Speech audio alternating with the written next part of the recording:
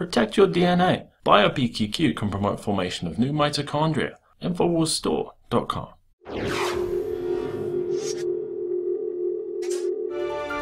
Joining me now, Joe Biggs and Darren McBreen. We're going to break down our opinion of the first GOP presidential debate. It was the most watched cable news program ever. 24 million people tuned in to Fox News to watch this debate. And why do you think that is, guys? I called it. It's entertainment. I mean, the way this was marketed, it was like a sporting event, just like David Knight said earlier today. This was made for TV entertainment, plain and simple. It had nothing to do about politics.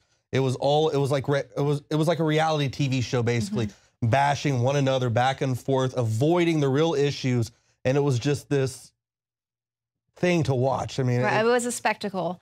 I mean, do you think that that's why they were really going hard after Trump and he took up so much of the debate time? I mean, I believe so. I mean, I think that's what they wanted when they got Trump in there. They knew there was going to be this entertainment value, that the place was going to get packed out, that it really didn't matter. They could take the focus off of the Second Amendment because all these shootings going on. No one even talked about that last night. The fact that no one's really talking about a lot of the important issues in America, and it was all swept up by this show. We did have a few. Now, I know Rand Paul tried to bring it back to the issues several times, but of course, any of the media outlets are talking about today are about the curls on his hair and things like that. And, you know, so once again, bringing it back around to a spectacle. But Biggs, I know you really watched the happy hour debate, as they're calling it. Who did you think really stood out there? What was your thoughts on that? Stuck out in the bad way. I would go ahead and say that my most disliked human being on the planet besides John McCain, that would be Senator Lindsey Graham out of South Carolina, because my entire family is from South Carolina. This guy had one answer for every single question. Now, he was asked about the videos that, undercover looking at Planned Parenthood. And what does he talk about? Sending 25,000 troops to Iraq and Syria. How does that stop abortion? Right. Well, I guess when you completely annihilate the Middle East, then these people can't have abortions. So there you go. But I mean, I guarantee if we asked this man how to fix a car, how to do anything, that would be the exact same answer. This guy's a warmonger. Well, and his debate coach said he stayed on topic. He really stayed on top of the. And I was like, what? For the military industrial complex. His one topic that he knows exactly. Well, I really appreciated Carly Fiorina. Now, I don't know enough about her to even put anything where she's the president. I would just say that I would like to see her taken off of the kids' table and maybe lose some of the duds that were there on the big stage and have her move up to the debates, because I would love to see her pitted against Hillary, because even though, she is a CIA cybersecurity insider, she had some good things to say. Let's see what her take on Trump. Well, I don't know. I didn't get a phone call from Bill Clinton before I jumped in the race. Did any of you get a phone call from Bill Clinton? I didn't. Maybe it's because I hadn't given money to the foundation or donated to his wife's Senate campaign. Here's the thing that I would ask Donald Trump in all seriousness. He is the party's front runner right now, and good for him. I think he's tapped into an anger that people feel. They're sick of politics as usual. Whatever your issue, your cause, the festering problem you hoped would be resolved, the political class has failed you. That's just a fact, and that's what Donald Trump taps into. I would also just say this, since he has changed his mind on amnesty, on health care, and on abortion, I would just ask, what are the principles by which he will govern? And she very succinctly kind of summed up the question that I have for Trump, because everyone's saying, well, he's flip-flopped on so many of the issues, and there she put it. But Carly Fiorina, what are you going to govern yourself by? She's one of the only people up there that doesn't have a political past, but she does have a past here in corporate America. And actually, Michael Hayden went to her. He was the then CIA director. He went to her, and here's his quote. He wondered, how could the U.S. spy agency continue to fulfill its mission in a society that increasingly demands more transparency and public accountability? To help find that answer, he went to the Hewlett-Packard CEO, Carly Fiorina, and she was very helpful. And how could the NSA and how could their agency continue to, spy on the American people, even though now they want accountability? Well, people are tired of career politicians, and I'll tell you, even though Donald Trump is older, and, I have to disagree with Paul Joseph Watson earlier today saying that a guy at his age just can't flip-flop. After the Obama administration, after they've completely wrecked this country, I know a lot of Democrats who have now flip-flopped and come on over to the GOP side. They are sick and tired of the games that these guys are playing, the promises they're making, and they're not coming through for the American people whatsoever. And I do think it's possible for someone to decide, you know, hey, this isn't working out. Maybe we should try something different. Look, Ronald Reagan was a Democrat, all right, at one time. And, you know, I think it's dangerous. Basically what Paul Joseph Watson was saying, that Donald Trump is a Hillary plant, you know. This is dangerous because what a lot of people are saying, they're afraid of a third party. And Donald Trump, he says that if he doesn't become the Republican candidate, he threatened to go on his own as an independent. I welcome a third party. Like I said, this is dangerous because I think it's ridiculous that whoever becomes the Republican front runner, that everybody's got to back him up. You just automatically got to punch the Republican ticket. What if Christie becomes the, you know, if he's nominated? I mean, that's no one wants that guy in there. No. Right. Well, for me, it was a little bit concerning because they really pushed that fact there when they said to Trump, you know, anyone raise their hand if you're not willing to back the Republican. And he raised his hand and he didn't back down. Let's take a look at that. Mr. Trump. So You can hear the boos after Mr. he raised his hand. Trump, to be clear, you're standing on a Republican primary debate. I fully understand. The place where the RNC will give the nominee the nod. I fully understand. And that experts say an independent run would almost certainly hand the race over to Democrats and likely another Clinton. You can't say tonight that you can make that pledge. I cannot say. I have to respect the person that if it's not me, the person that wins. If I do win and I'm leading by quite a bit, that's what I want to do. I can totally make that pledge. If I'm the nominee, I will pledge I will not run as an independent. But and I am discussing it with everybody, but I'm talking about a lot of leverage. We want to win, and we will win. But I want to win as the Republican. I want to run as the Republican nominee. Well, here's the thing. Here's the problem that I have is that, you know, when Ron Paul, if he wants to go third party, he had a lot of support as well, but he was for the people. Now, my problem with Trump is that he is an unabashed crony capitalist. He admits he donates to the politicians' campaigns, and then a couple years later, he calls them up and they do favors for him. So basically, electing Trump just means we're cutting out the middleman of the politician. However, he has said that he wants campaign finance reform, that he does totally support it. He says there's nothing wrong with having lots of money, but it is important to know where all that money is coming from. That way we know who is controlling each particular candidate or politician. Right. Also, he was not invited to a Koch brothers gathering over the last weekend in California. Jeb Bush, of course, was there. And this is basically an audition, if you will, for mega donations, you know, from the Koch brothers. Koch brothers really like the Bushes. They always have. But the establishment, what gets me is the establishment does not like Donald Trump. And both the left and the right don't like Donald Trump. And that tells me he might be onto something. Well, he's a racist and he's a sexist. Right. Well, that's actually kind of true. But, I mean, he's no doubt he's a good businessman, and obviously a good business sense is going to help to fix the economy, but it also could be easily exploited by your cronies out there with deep pockets. Well, and a lot of people out there are thinking he was successful in big business. He's successful in big business, so can he save this country from economic disaster? Which that's exactly the road we're traveling down right now, and we need some serious help somewhere. We sure do. And we know that the Republicans and Democrats haven't been able to do it so far, so maybe Trump's the guy to dig us out of this hole. Is he going to fleece the country, though, on his way out? Because no one denies he is very smart. He's got a great business sense here, but the American people are also really responding to his filterless mouth and how he doesn't hold back at all, and that's kind of getting him in trouble.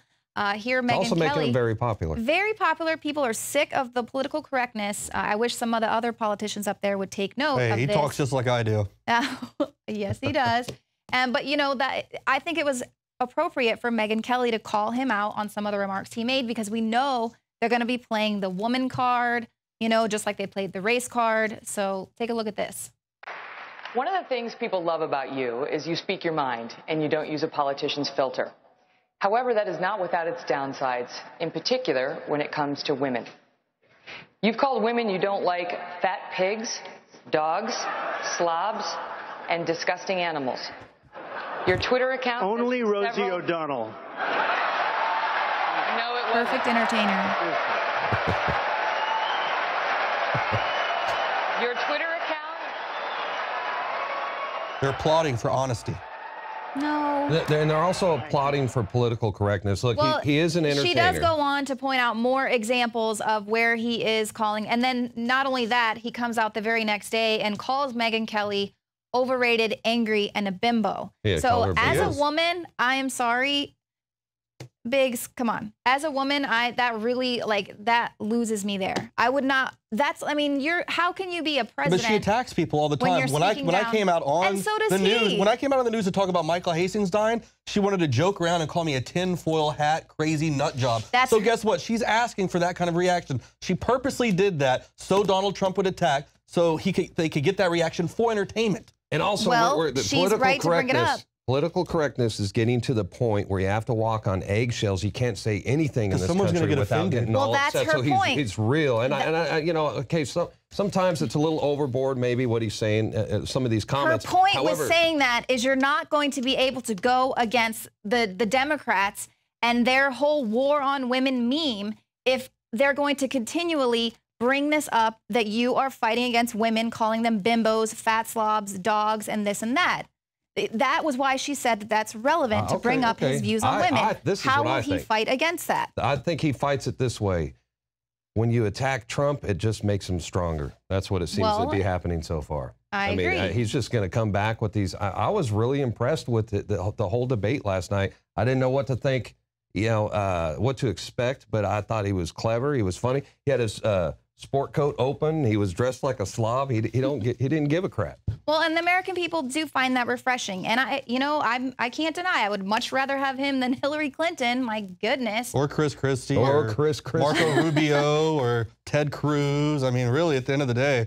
Yeah. I mean, Jeb Bush and another evil person. We don't need that Game of Thrones family back in the hot seat. Well, let's take a look at one of the other altercations that's getting a lot of spin out here in the media. The remarks between Chris Christie and Rand Paul. Rand Paul, that's a good one.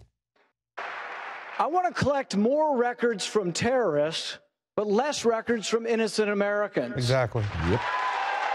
The Fourth Amendment was what we fought the revolution over.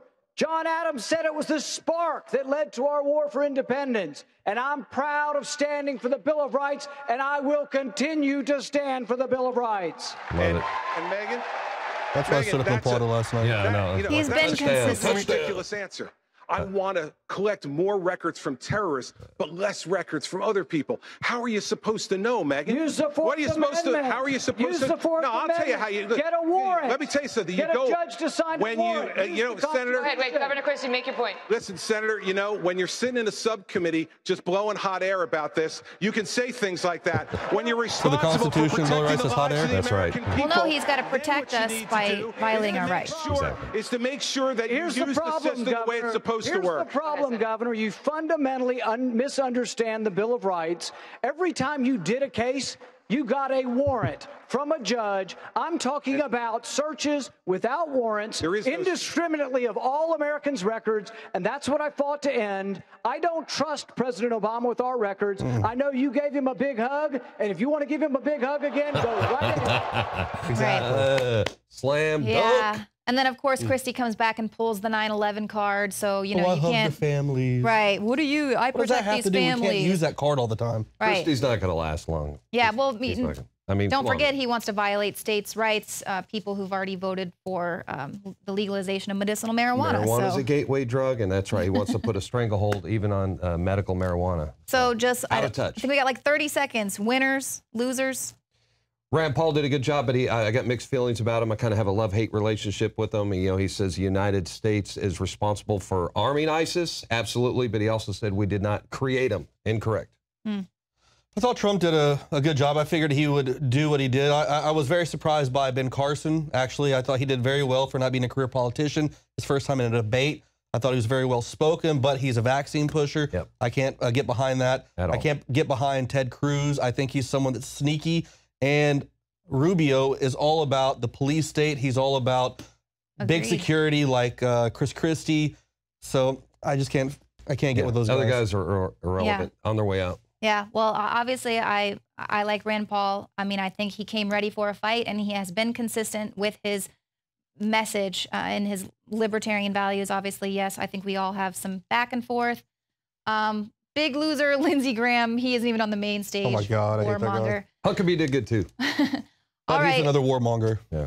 Well, we've got a lot more of the show coming up. I mean, what does it say that the Republicans have so many people on stage, but the Democratic frontrunner is under a criminal FBI probe? I mean, that's not looking so good for them. That's coming up, plus so much more.